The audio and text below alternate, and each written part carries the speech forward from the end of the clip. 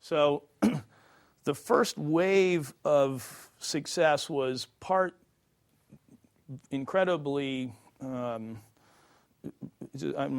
think, category of brilliant forethought by Pradeep, the founder, who had the idea of how to do all this.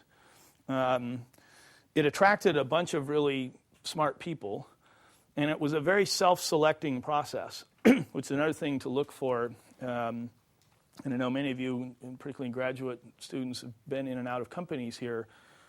One of the things that happened in hiring people at Juniper was there was a very extensive interview process, and there were a lot of people who made those interviews potentially very difficult, or at least asked a lot of really hard questions and traded a lot of ideas.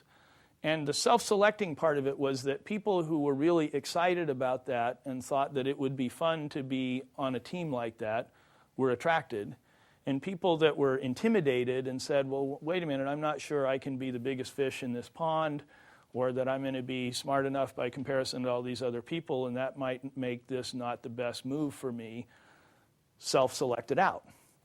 And, today companies like Google are, famous for doing things like that and putting problems on billboards and stuff like that.